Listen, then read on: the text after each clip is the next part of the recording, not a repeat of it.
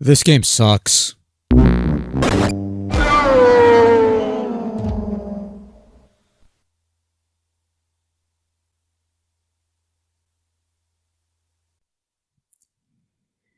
You have no idea how tempted I was to just leave it at that.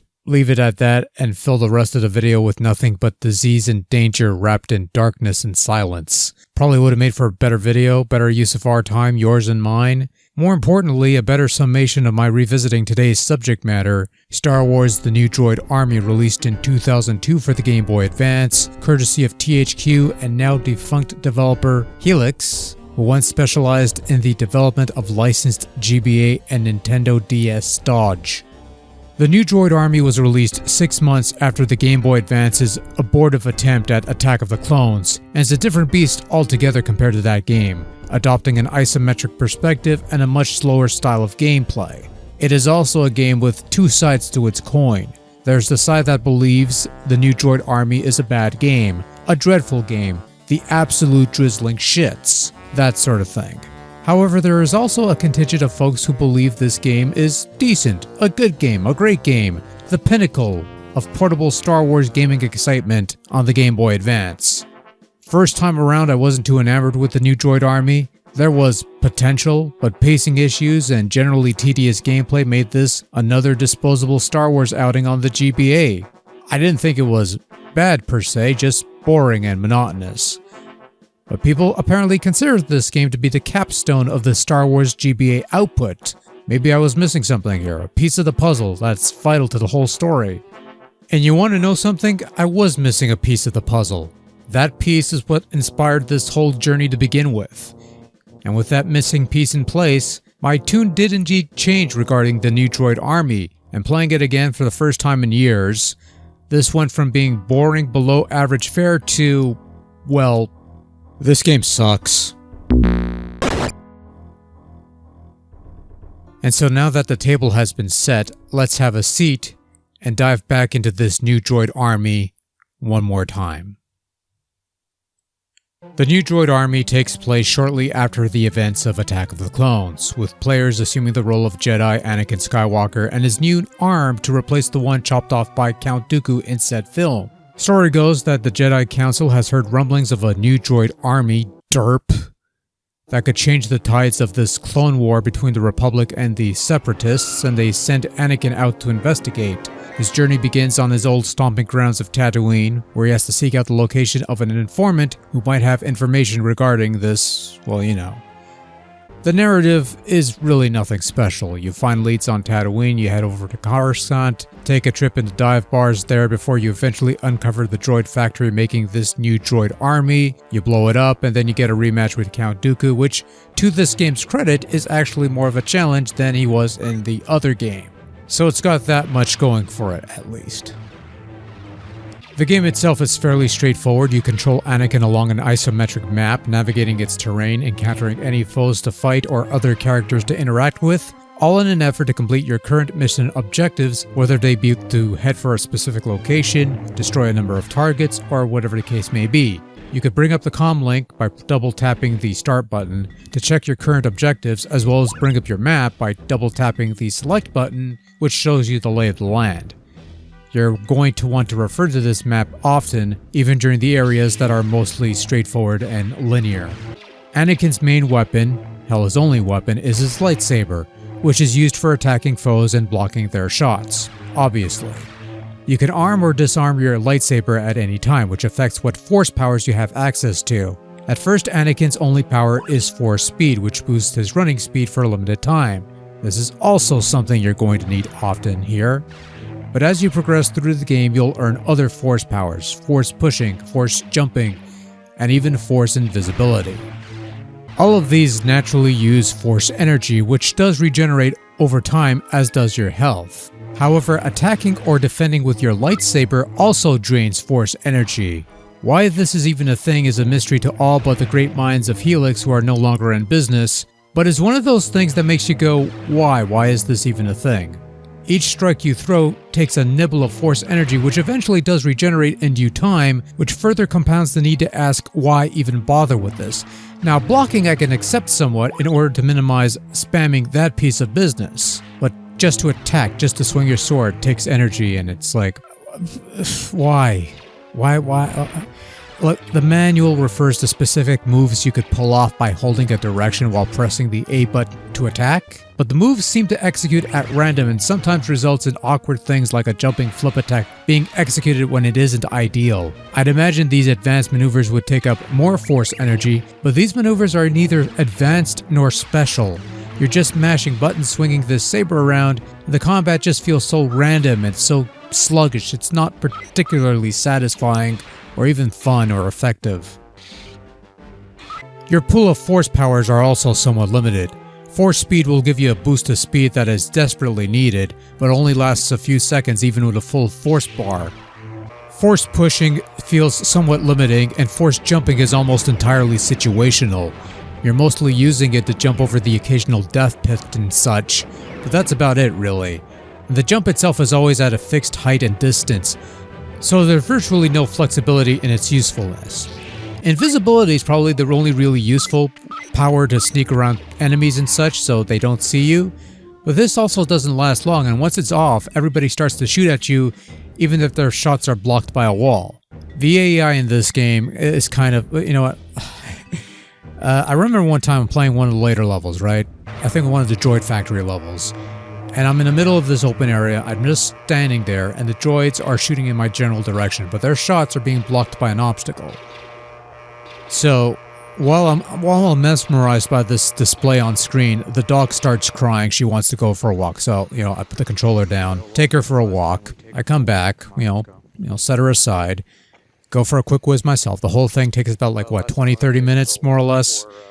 And I head back, I realize I forgot to pause the game, and those stupid droids are still shooting at that fucking obstacle. They didn't move around to get a better shot, they're just still standing there shooting, their shots blocked by that fucking thing. And it's only when I start moving around when they start getting a better aim, they start changing their aim, so...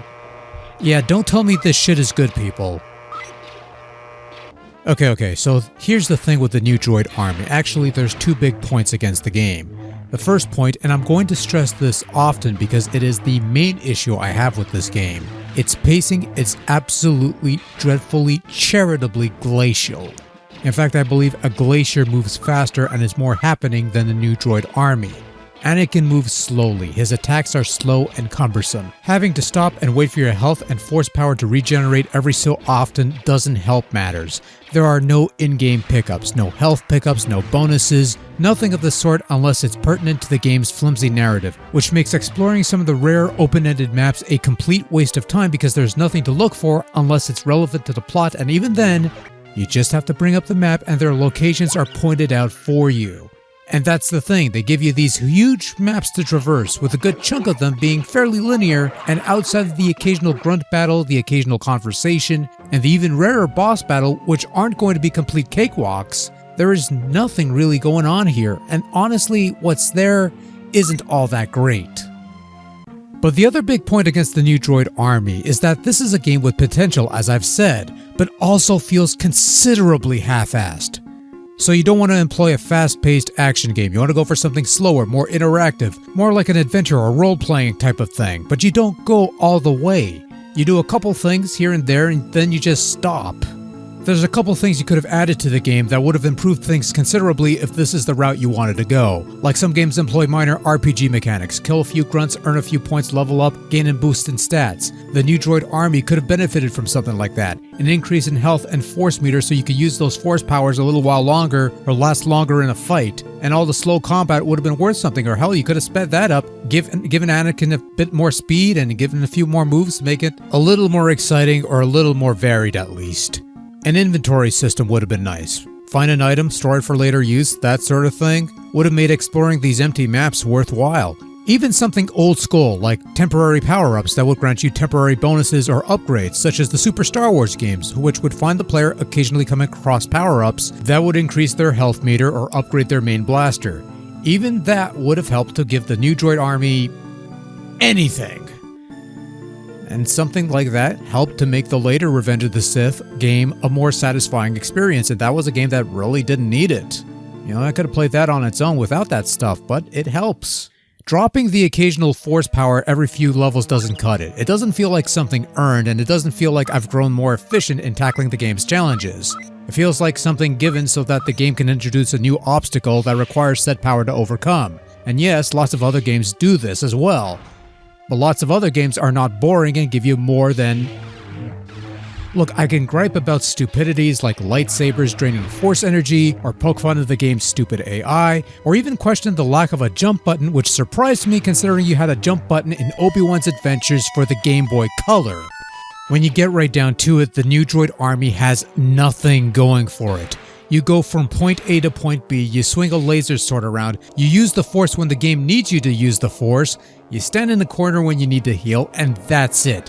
There's no substance, there's no joy, there's no soul. I don't even have the heart to say it's better than nothing. The new Droid Army is nothing. It is actually nothing in gameplay form, a feat that I thought was impossible.